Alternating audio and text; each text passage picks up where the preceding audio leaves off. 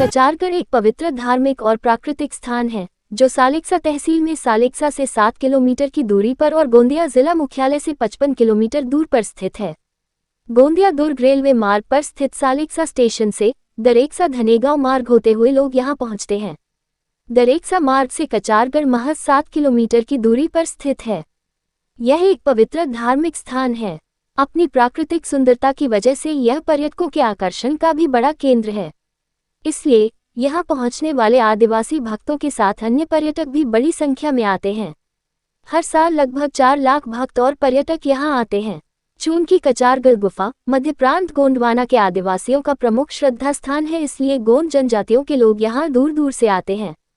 इस गुफा में अपने पूर्वज तथा आदिवासी गोंड धर्म के संस्थापक पारी कोपार लिंगो और मां काली कंकाली के दर्शन करने के लिए विभिन्न राज्यों से आदिवासी कोयापुनेम माघ पूर्णिमा को कचारगढ़ गुफा में पहुंच जाते हैं। कचारगढ़ पहुंचकर हरी भरी पर्वत श्रृंखलाएं देखी जा सकती हैं, जो घने जंगलों से घिरी हुई हैं।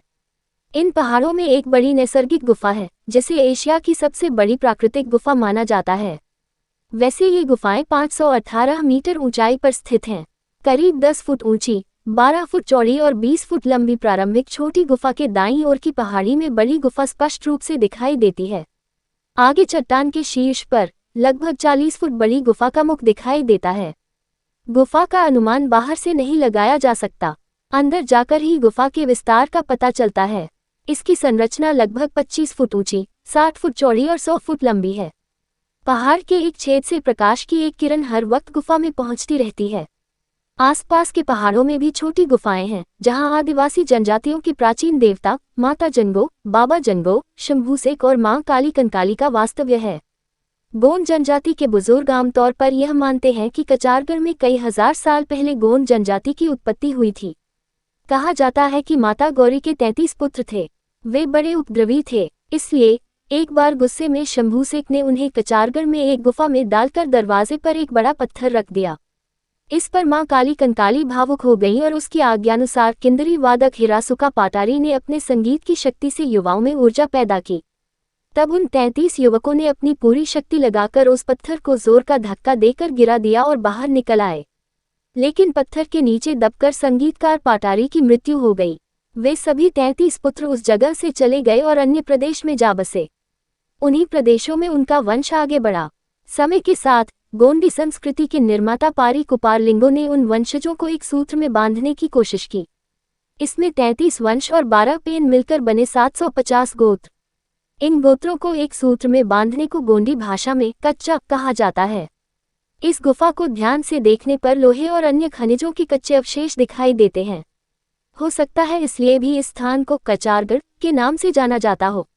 कचारगढ़, जो हजारों वर्षों से गुमनामी के अभिशाप से घिरा हुआ था, आखिरकार यह आदिवासी संस्कृति के शोधकर्ताओं और इतिहासकारों की नजरों में आया।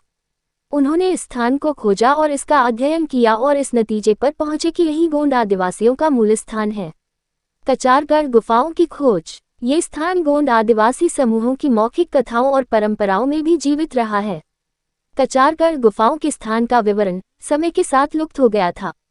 सन 1980 के दशक में आदिवासी विद्यार्थी संघ के युवा आदिवासी छात्रों ने इसकी खोज शुरू की थी। कहानियों में दिए गए वर्णन के मुताबिक उन्होंने गुफा की तलाश में गोंदिया जिले के कचारगढ़ की पहाड़ियों को खंगालना शुरू किया था।